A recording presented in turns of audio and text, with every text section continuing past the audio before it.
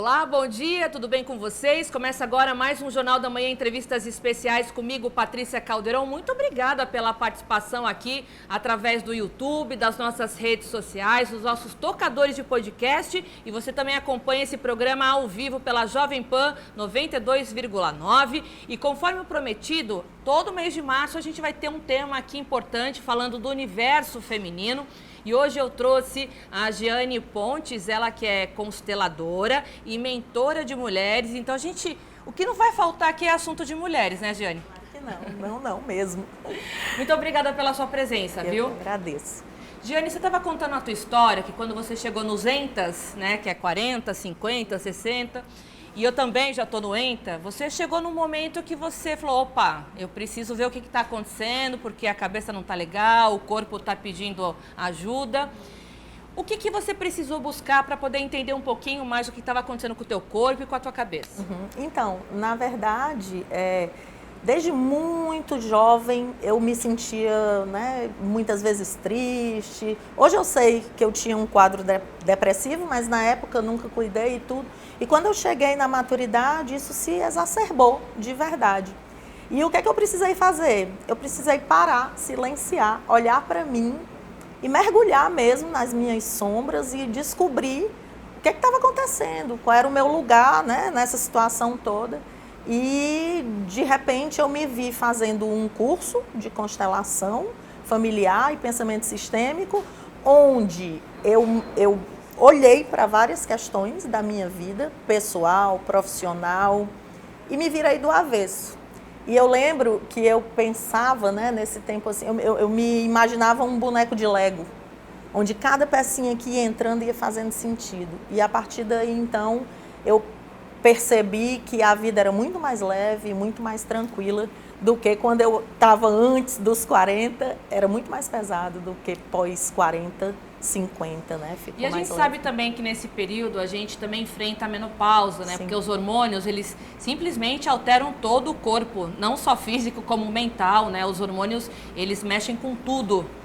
Do funcionamento normal do nosso corpo, né? Você falou em constelação. Para quem está assistindo a gente pelo YouTube, eu queria que você explicasse um pouquinho o que significa a constelação e o que ajudou a você. Sim. Sabe, Patrícia, essa coisa da menopausa, assim como da maternidade, são coisas que a mulher tem muita dificuldade hoje em dia porque ela nega esse feminino e acaba que tem que assumir muitas funções no masculino e o corpo rejeita. Então, por exemplo, quando a gente está no período fértil, que tem o ciclo menstrual, muitas mulheres têm dores, têm dificuldades, rejeitam, tomam hormônios para não menstruar e etc. Na menopausa a mesma coisa. A menopausa está muito associada à idade, né? E a gente não lida muito bem com essa coisa do envelhecimento. Então é por isso que é preciso ampliar esse diálogo sobre a fase da maturidade, porque de verdade a menopausa, apesar de todas as mudanças hormonais, é uma fase linda, onde você entra num portal onde você pode começar a gestar os seus projetos criativos sem o peso da maternidade e do início da carreira. Como é que a constelação ajuda nisso? A constelação ajuda nisso fazendo você se descobrir, olhar para si mesmo como pessoa humana, integrando seu masculino, seu feminino, curando suas feridas que vêm lá da infância, olhando para isso e dizendo, puxa, foi desse jeito, foi duro e tal, mas eu acolho, faz parte de mim e eu sigo em frente, honrando os que vieram atrás, pai, mãe, todos os ancestrais. Então a constelação trabalha muito com a força que vem de quem veio antes, né?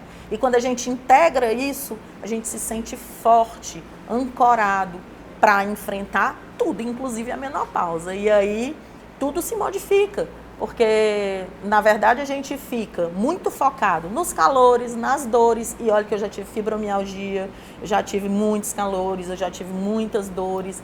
E quando eu comecei a mudar o olhar sobre a minha pessoa, sobre o que eu gostava, sobre o que eu desejava, sobre o que eu queria, sobre o que me fazia vibrar noutra frequência, tudo isso se acalmou.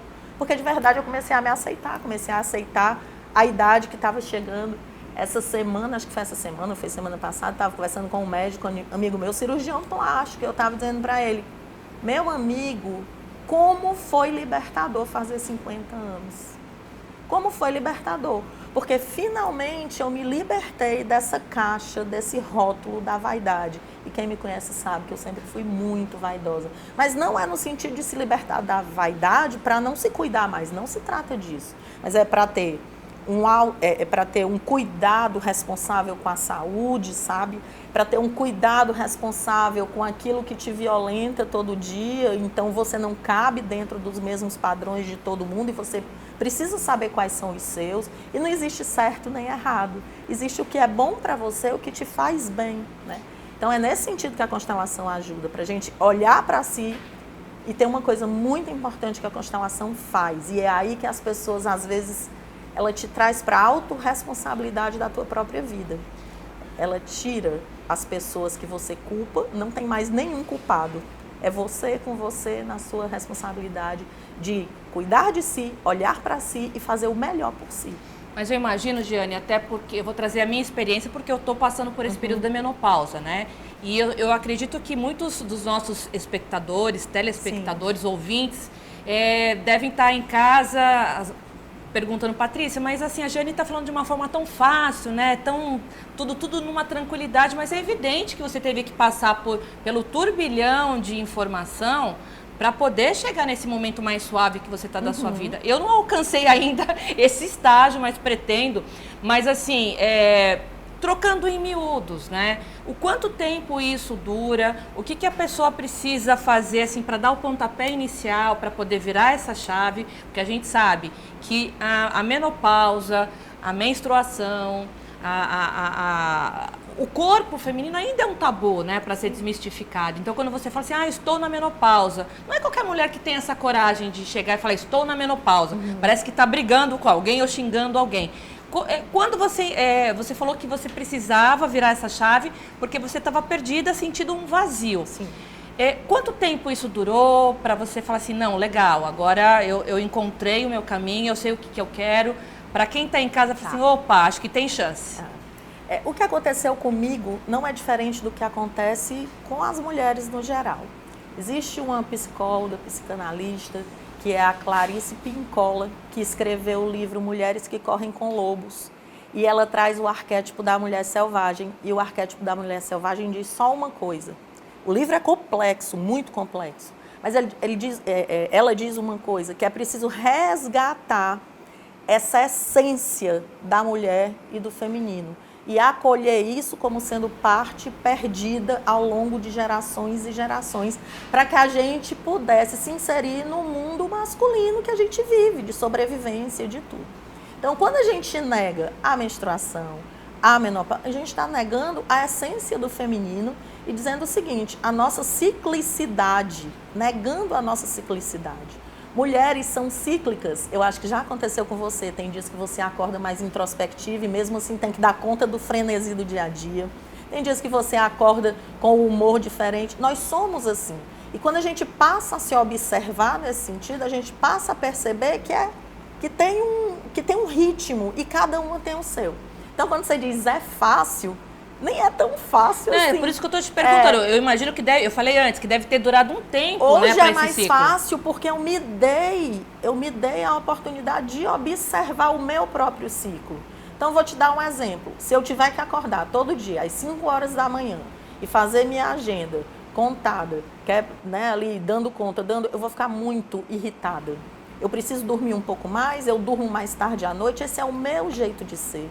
Essa é a minha forma de viver. Eu tive que observar para descobrir isso. Eu tive que observar. Eu não posso ter uma rotina diária, todos os dias a mesma coisa. Talvez por isso a minha profissão tenha me dado maior liberdade, porque como professora eu tenho dias alternados e eu faço outras atividades. É uma questão de se observar. O que a gente não pode é viver uma vida em que a gente se violenta todo dia fazendo algo que não cabe naquilo que a gente é. E eu tenho visto muitas mulheres, sabe? Muitas, no Brasil todo, tenho feito cursos, tenho feito mentorias, tenho me conectado com mulheres no Rio de Janeiro, em São Paulo, em vários lugares. E eu tenho visto um movimento lindo de autoobservação e de autoconhecimento desse universo feminino. Então não é fácil, mas foi preciso parar. Como foi que virou a chave? Eu costumo dizer que vira a chave na hora que a dor, A dor que a gente sente é maior do que o conforto de estar ali naquela vida que a gente já está acostumado. Então, estava numa vida muito acostumada, eu sou professora universitária, vou fazer 30 anos de universidade, tudo muito certo, salário, né, minha ascensão, mas não estava bom. Casamento, eu tenho 30 anos de casamento, tenho 2 filhos saudáveis, lindos, estava tudo, mas não estava bom. E a Clarissa, ela diz que a gente vai passar por essa floresta em que você vai se sentir no escuro e perdida, e depois vai sair lá na frente se você juntar os ossos e montar o seu esqueleto de mulher selvagem para sair correndo para a vida. Da mesma forma que a Maureen Murdoch, que escreveu o livro A Jornada da Heroína, ela diz que a gente vive um ciclo, que a gente, quando nasce da mãe da gente, a gente se separa do feminino, porque tem que cair no mundo masculino, e aí muitas filhinhas do papai, que são as mulheres que se identificam com esse masculino, e tem aí eu sempre fui filhinha do papai, o papai sempre me achou maravilhosa, e eu queria que o mundo me tratasse como ele e tal.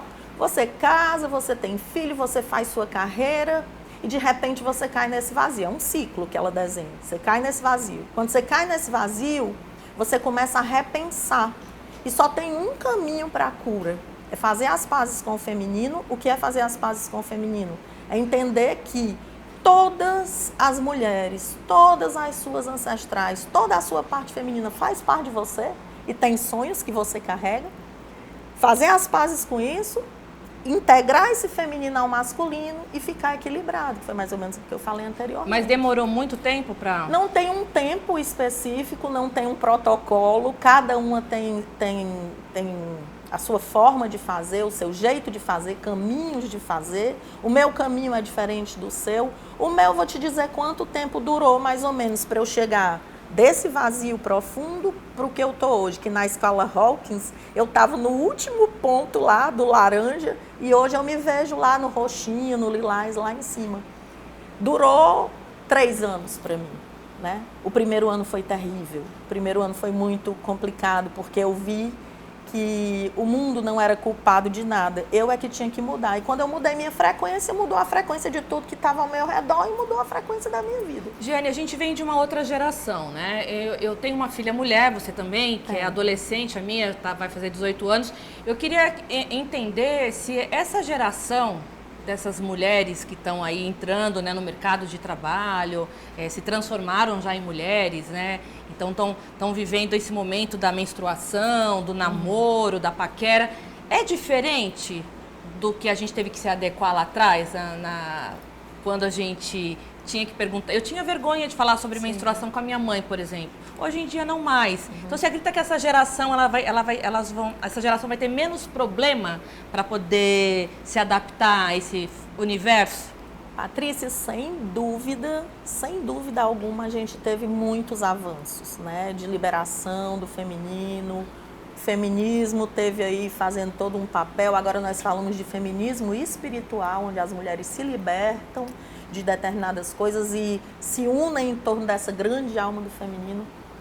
Mas eu ainda vejo muito preconceito, muitos rótulos e meninas sofrendo muito. Eu sou professora e eu conheço muitas meninas jovens e há muita dificuldade.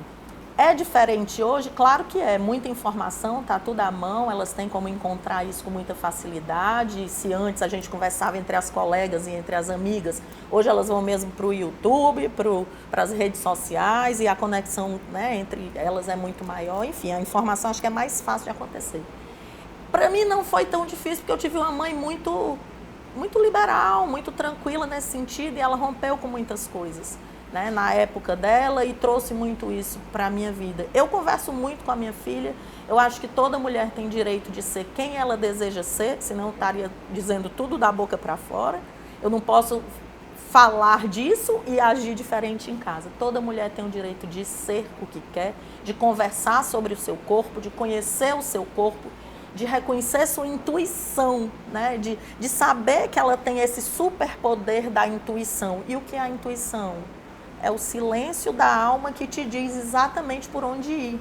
Então, falar de coisas do feminino hoje é um tabu menor, mas ainda assim existe uma coisa muito difícil para a gente romper, que é com o padrão do mundo masculino que a gente tem que estar inserido para dar conta do que o mundo masculino pensa que a gente tem que cumprir para ser aceita, para ser vista, para ser entendida. Então, ainda hoje a gente escuta piadas, escuta brincadeiras, né, que são muito chatas. Assim, eu isso não me afeta muito, porque não pega em mim, porque eu não sou assim. Mas, assim, é muito chato, sabe? São brincadeiras, assim, que a gente escuta nas rodas de amigos, nos grupos de WhatsApp. Não, existe ainda o machismo, a misoginia, totalmente, a questão as não comparações salariais, né? Ainda tendo que discutir isso hoje. A né? violência contra a mulher, violência contra as a mulher. mortes, isso é muito grave. Inclusive, no próximo bloco, eu vou entrevistar a Maria da Penha, que vai estar aqui com a gente também, para a gente falar sobre isso, né? Porque o feminicídio aumentou demais, então eu quero entender o que está acontecendo, e a Maria da Penha é uma estudiosa, né? Porque foi uma vítima da violência. Giane, eu queria entender nesses encontros que você faz, que são, a gente chama de terapia, o que é? Então, tudo isso começou... São mentorias? O que se trata nessas mentorias? Tudo isso começou de forma muito leve, orgânica, e foi acontecendo, sabe, Patrícia? Eu nunca me vi nesse movimento e hoje eu não me vejo sem ele. Então, eu te diria assim, eu comecei fazendo uma coisa que era uma cura individual para mim. Terminei me conectando com pessoas e à medida que eu ia conversando, as pessoas iam dizendo, eu quero saber mais, e de repente a gente fez uns workshops ano passado, um conjunto de oficinas, onde a gente reuniu mulheres e as mulheres foram para essas oficinas para trabalhar exatamente a criança ferida, depois o feminino, depois o masculino. E essa conexão foi tão linda e foi tão potente que o grupo não se desfez mais. Isso reverberou também nas redes sociais e tal. Ao mesmo tempo eu comecei a atender muitas pessoas e é impressionante a quantidade de ex-alunas que hoje são professoras e são mães e são filhas que procuram para olhar para os seus problemas e para as suas questões. E também iniciei esse ano um movimento no sentido de atender individualmente mulheres, online, presencial, mas não como consteladora, e sim como mentora. Por quê? Porque na constelação a gente faz uma sessão, a gente faz um atendimento. No workshop é uma manhã com um grupo, onde todo mundo troca, é uma vivência. Na mentoria, não. É um processo que a gente faz com a pessoa, individualmente, e monta com essa pessoa. E como vocês tratam essa mentoria? Então, tem técnicas? Tem sim. A gente monta com essa pessoa um processo, um protocolo de atendimento a partir daquilo que ela precisa. Então, a gente começa fazendo um diagnóstico, né, de como que está a situação. E, às vezes, a pessoa está precisando desenvolver o seu lado masculino, objetivo de fazer, de agir. É muito feminina, é muito cuidadora, vive ali como salvadora da família, mas está precisando fazer, está faltando o outro lado. E a gente monta ações e técnicas e desafios e coisas que essa pessoa pode fazer. Tem como citar uma, por exemplo, Giane? Tem, por exemplo. Como é essa dinâmica? A gente pode fazer vivências primeiro, né? Vivências onde a gente leva a pessoa para o lugar que está e leva depois ela para outro lugar, que é o que ela visualiza que ela quer ser. E a partir dali a gente monta com essa pessoa o que é que você vai fazer para chegar nesse lugar. E aí você perguntou, o que é que você diria para fazer? Todo dia de manhã no espelho você pode, ao invés de dizer, nossa, estou com ruga, estou com isso, estou linda, eu estou maravilhosa, passa 15 minutos se olhando no espelho e analisando teu corpo perfeito, porque o teu corpo é perfeito, tem mão, tem pé, te carregou, tem história, falando. A gente pode trabalhar muito com as cartas para si mesma. Então, você pode escrever uma carta para você e dizer, puxa, até hoje eu fui tão cruel contigo e tal, pode liberar. Tem várias e várias formas de fazer esse tipo de trabalho. Vai depender muito da pessoa, vai depender muito do processo, mas a gente trabalha muito com essas vivências, com as tomadas de consciência, e é nesse sentido que a gente trabalha. É mais um grupo de Luluzinha ou os bolinhas podem entrar também? Sabe que pode. É porque eu sou mulher, né? Eu sou mulher. Não, porque a constelação familiar a gente pode trabalhar com toda a família, pode. né? Mas nesse caso das mentorias mais direcionado ao feminino... Eu faço com mulheres. Com mulheres. Eu faço com mulheres entender. E eu faço com mulheres, atualmente com mulheres maduras. Por quê? Porque eu tenho, na minha bagagem, a gente não leva ninguém aonde não foi, né? E hoje existem muitas pessoas trabalhando com o feminino até os 30 anos, até os 40 mesmo, mudança, transição de carreira, tem muita gente trabalhando. Mas tem pouquíssima gente trabalhando com a faixa etária dos 50 para lá. Existem poucas pessoas falando sobre isso desse ponto de vista. Tem muita gente falando sobre menopausa e é muito importante, falando sobre cuidado, falando sobre etarismo, falando sobre sororidade. Tem muita gente falando, mas sobre saúde mental, sobre viver uma vida que faz sentido, né, desenvolvendo corpo físico e corpo espiritual, tem pouca gente. E isso foi um caminho que eu fiz. Então, a gente não leva ninguém aonde a gente não foi. E também a gente leva, assim, mas leva não para onde a gente foi. A pessoa vai com você e faz o seu próprio caminho. Não, é porque você está... eu acredito que você está querendo dizer o seguinte, que se para você deu certo, você vai tentar fazer com que se repita em outras histórias. Também, cada história é uma história, mas você vai tentar aplicar as técnicas que deram certo para você. Eu vou fazer aquilo que eu aprendi a fazer, mas é muito importante que fique claro. Não existem salvadores e nem gurus, e isso é uma coisa que tem acontecido muito, né? As bengalas do digital, os salvadores do digital. A gente precisa chamar as pessoas, as mulheres, para assumir a responsabilidade de si mesmas.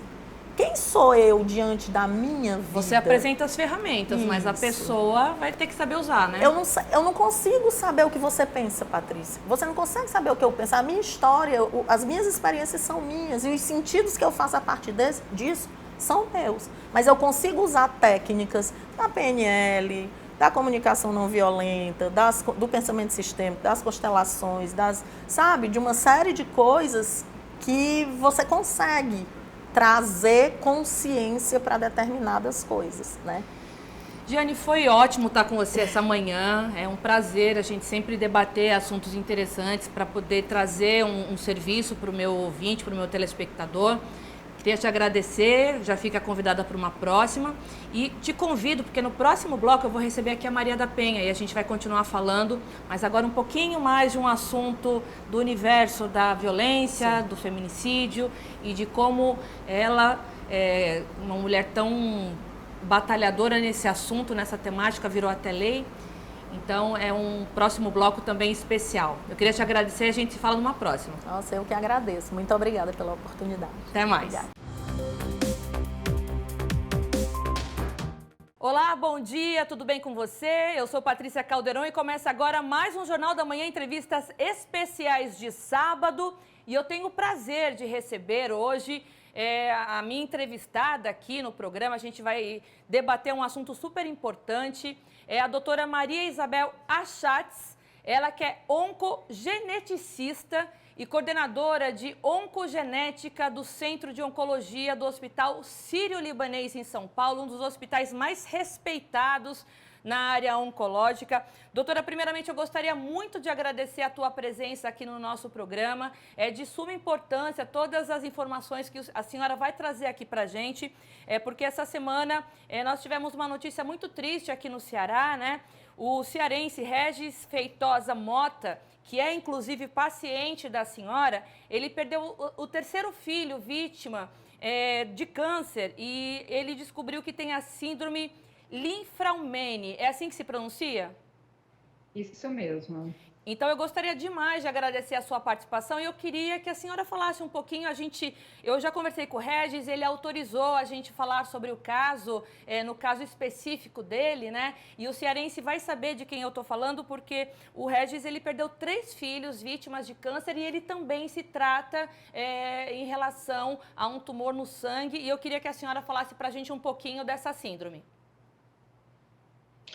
Patrícia, muito obrigada. É muito bom a gente poder falar para o público sobre essa síndrome que hoje faz tão parte do dia a dia das clínicas oncológicas, dos hospitais que tratam câncer.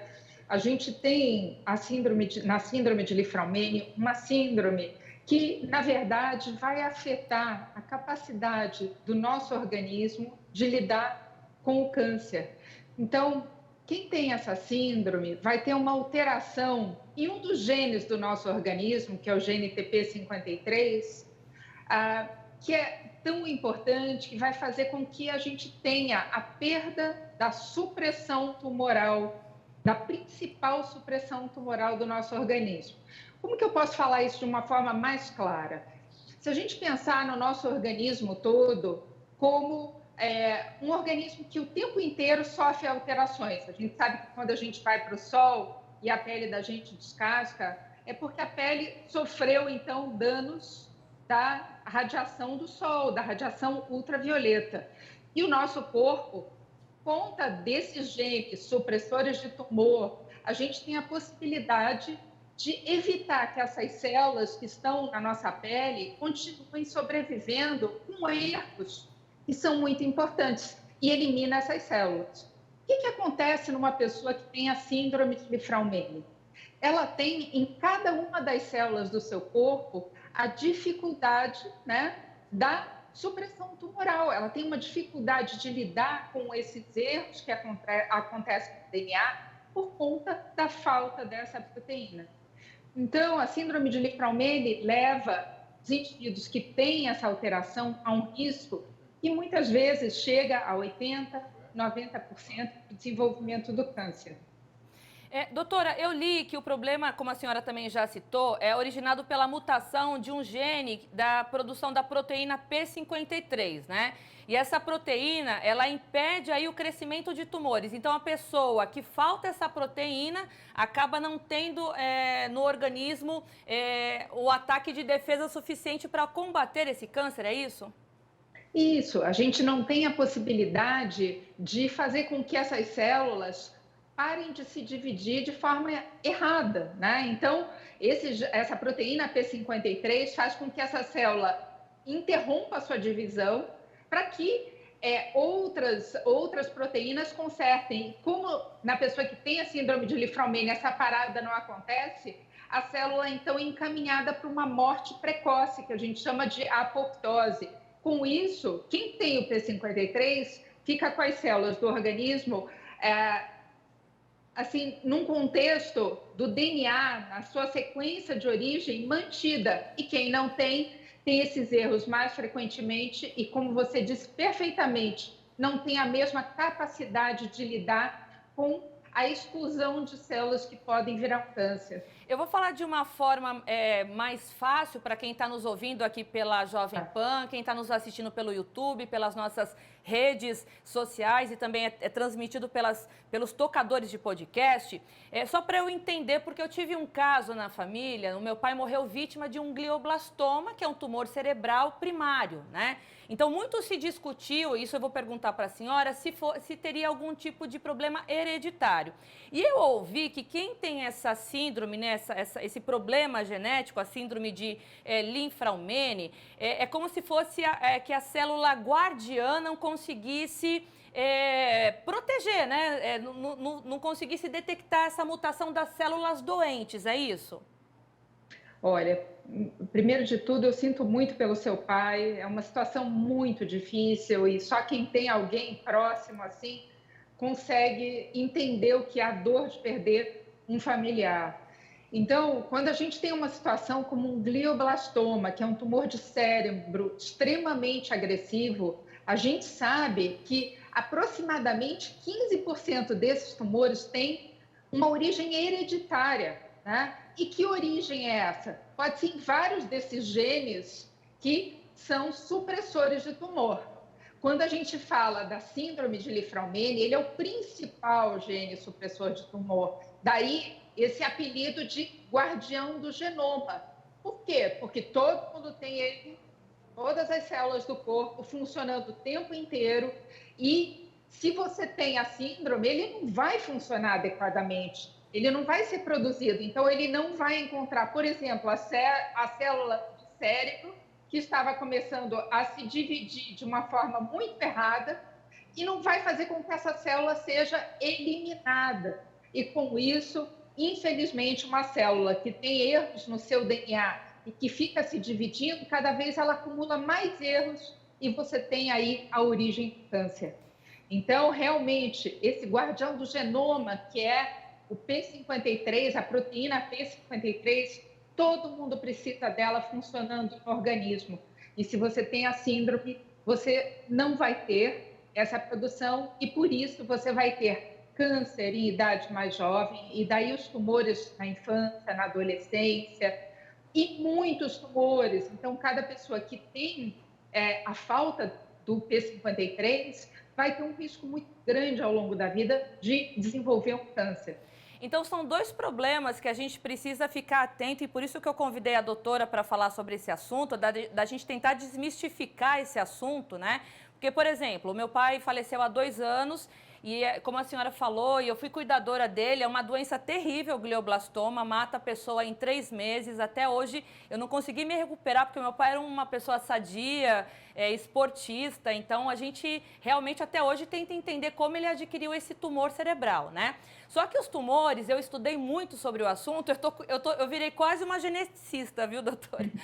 Mas por curiosidade, até por ter cuidado do meu pai, né, antes da pandemia e durante a pandemia, o que eu entendi? Que os cânceres, eles têm os cânceres primários e os cânceres secundários, né? Os secundários, quando acontecem no cérebro, são vítimas aí de metástase, né, que a gente fala.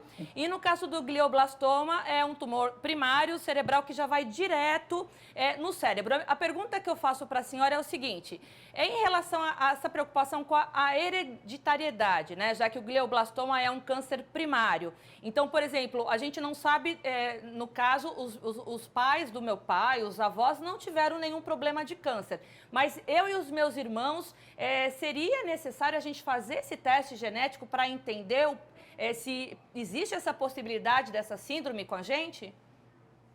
Olha, a gente tem que entender que em quase todos os cânceres a gente tem essa possibilidade da hereditariedade. Alguns fatores que a gente só vai saber numa consulta de aconselhamento genético vão definir, então, se há essa necessidade ou não.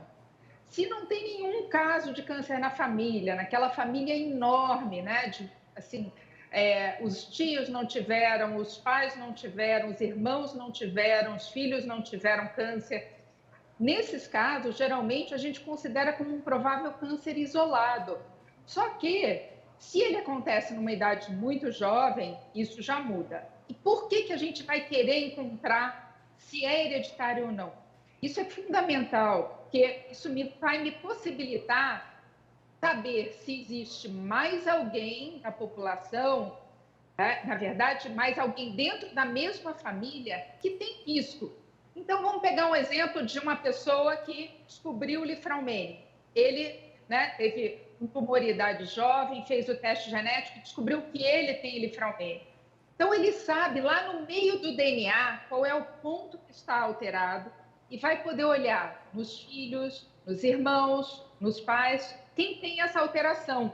E uma vez identificado quem tem essa alteração, vai nos trazer a possibilidade de começar exames de prevenção e de diagnóstico precoce. Porque o maior problema do câncer é quando a gente diagnostica tardiamente. Vamos voltar para o glioblastoma, né? O glioblastoma, ele faz parte de uma classe que a gente chama de astrocitomas. Ele é um astrocitoma no 4.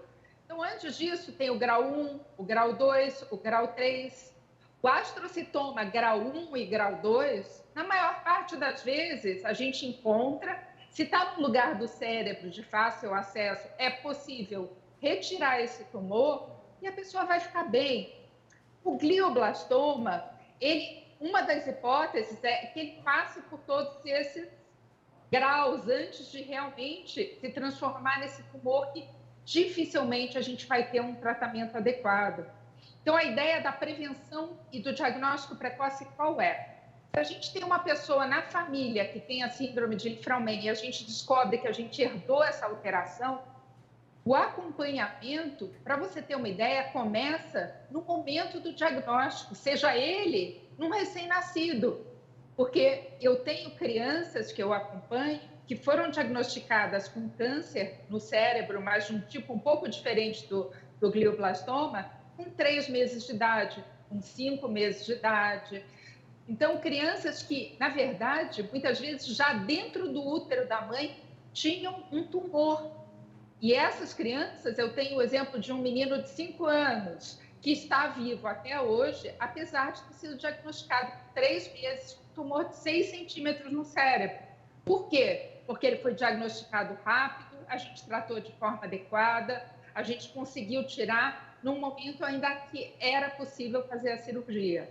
Tá? Então, a ideia toda é a prevenção. Não, é importantíssimo isso que a doutora está trazendo sobre a prevenção, e eu tenho até uma dúvida, aliás, eu tenho várias dúvidas, eu gosto muito de falar sobre o tema, porque da mesma forma que eu precisei de informações na época, eu me sinto na obrigação de ser, como comunicadora, levar essa informação para o maior número de pessoas, né? Porque a prevenção em qualquer tipo de doença, não só no câncer, né? A prevenção em qualquer tipo de doença eu acho que é prioritário.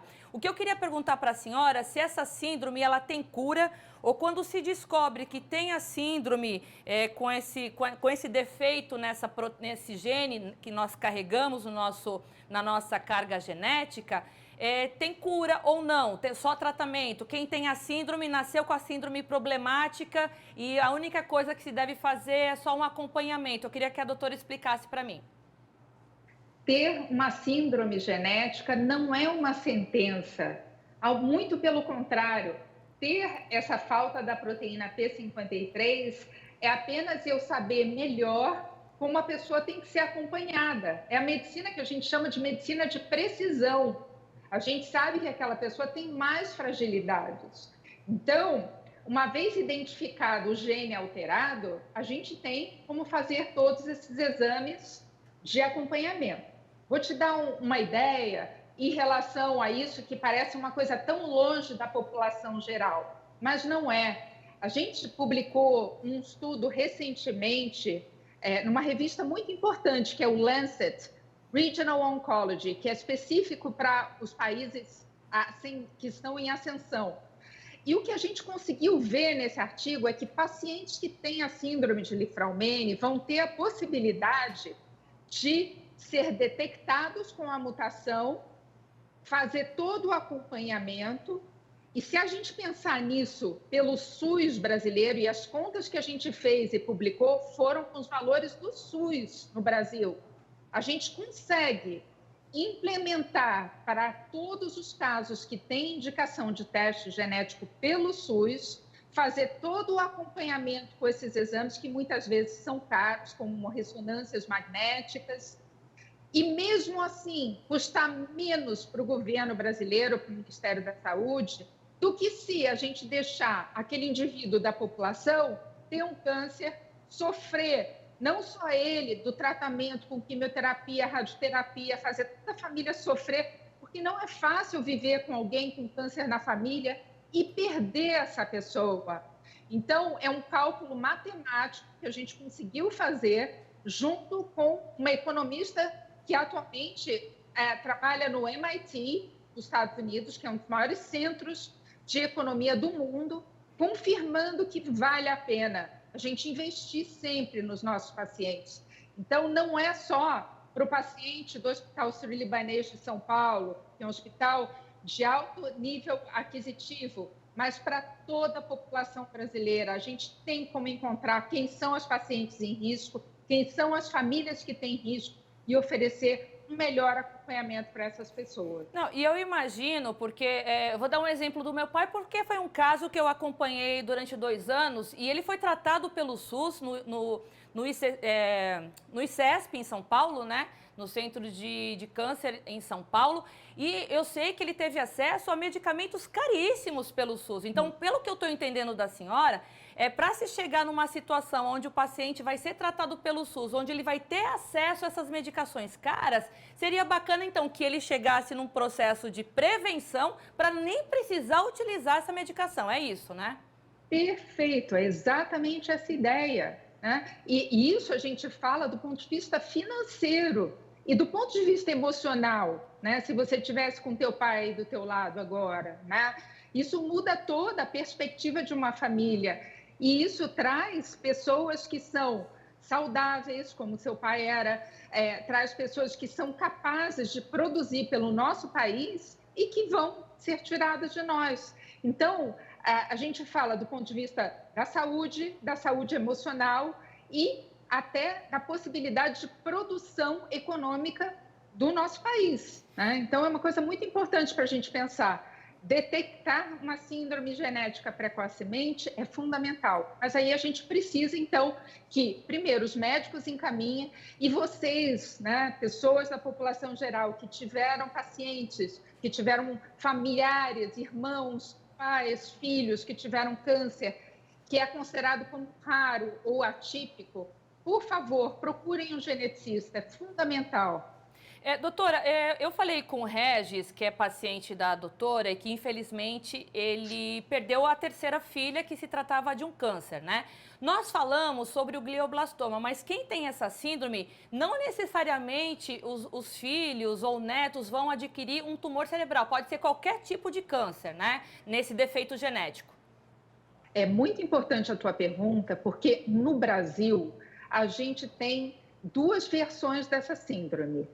A versão que é apenas ligada à população brasileira. Ela é uma mutação fundadora que acontece no sul e no sudeste do país e que faz parte, assim, de algo que eu trabalho há mais de 20 anos. Eu fiz meu trabalho de mestrado e de doutorado sobre isso, definindo justamente que na população do sul e do sudeste nós temos 0,3% da população. O que isso quer dizer? 1 em cada 300 indivíduos tem uma versão atenuada dessa síndrome. Ou seja, eles têm câncer, mas esses tumores são muito mais preveníveis do que quem tem a forma clássica da síndrome, que seria essa segunda forma, que é a mais prevalente no Ceará, por exemplo. É a mais prevalente no Nordeste, no Norte do país. E por que, doutora, essa predominância aqui? Porque o que acontece, essa mutação fundadora, ela vem se espalhando no sul e no sudeste desde o século XVIII. E, na verdade, ela foi iniciada por um tropeiro que foi parando a cada 30 quilômetros e foi deixando mercadorias, como os tropeiros faziam, e foi deixando também famílias ao longo desse caminho. E por essa variante dentro do gene TP53 ser uma das únicas variantes que a gente conhece que é menos causadora desse risco altíssimo, né, e que a gente consegue prevenir, acaba que isso fez com que essas famílias proliferassem e que tivessem filhos e que passassem geração em geração. Quando a gente tem uma pessoa que tem a síndrome clássica e que tem 3 filhos e os 3 filhos falecem, a síndrome terminou ali, né? Então, a gente não vai ter a passada para outras gerações e, com isso, a disseminação não é tão grande nem no Norte nem no Nordeste, ela é principalmente no Sul e no Sudeste do Brasil. Doutora, a gente está finalizando, mas eu queria trazer ainda um pouquinho o caso do Regis Feitosa Mota, ele que é um cearense, um economista, super importante aqui no nosso estado, e ele também, mesmo depois de tudo que ele passou com a doença dele, de perder 3 filhos, uma pequenininha, depois veio o adolescente e agora a filha médica dele, eu não vou lembrar o nome de todos, até peço desculpas para o Regis, mas o interessante é saber que ele descobriu tardiamente em relação a essa síndrome, né? Então, a minha pergunta é a seguinte para a doutora, se de repente, eu não vou pegar o caso dele, mas a pessoa que fica sabendo, fez um teste genético e sabe que tem alguma mutação em relação a essa proteína, esse gene no organismo, é possível evitar que os filhos ou os netos também tenham essa perspectiva para ter um câncer? Sim, com certeza. Quem tem a síndrome e já tem os seus filhos, a orientação é, primeira coisa, testar seus filhos, sejam eles crianças, sejam eles bebês ou mesmo adultos.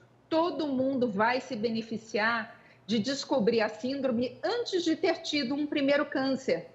Se você já teve o primeiro câncer, todo esse acompanhamento, esse rastreamento se torna um pouco mais difícil, né?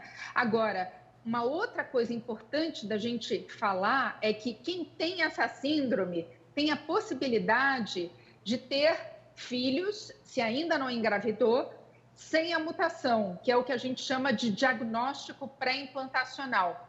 Quantas pessoas a gente conhece hoje que fazem a fertilização in vitro, que é a FIV, né? É bastante comum, bastante conhecido. Como essa é uma síndrome que leva um risco muito alto para o desenvolvimento do câncer, é considerado ético e até uma possibilidade bastante importante para a gente pensar ser feito o que a gente chama de seleção de embriões.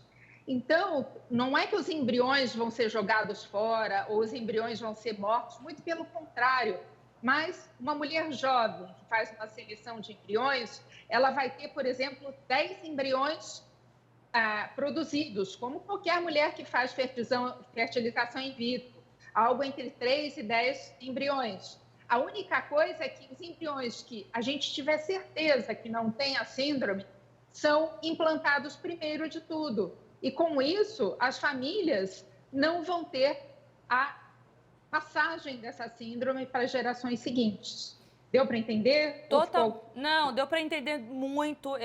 E assim, eu gostaria muito de agradecer todos os seus esclarecimentos. É um assunto que eu acho que renderia mais um programa, então já fica aqui o convite no ar, porque é uma prestação de serviço que a gente faz. Hoje pela manhã, conversando, antes de entrar aqui no programa, conversando com o Regis, ele me deu essa autorização e eu agradeço no ar ao Regis.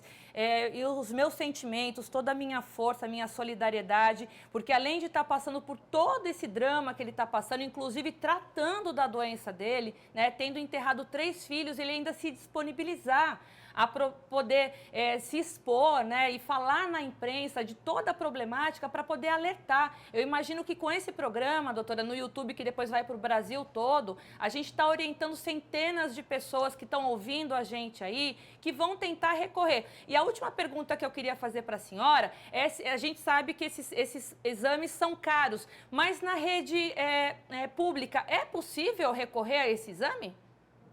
Por enquanto, não, mas a gente tem criado, através da Rede Brasileira de Câncer Hereditário, e vocês podem buscar na internet, REBRACH, CH no final.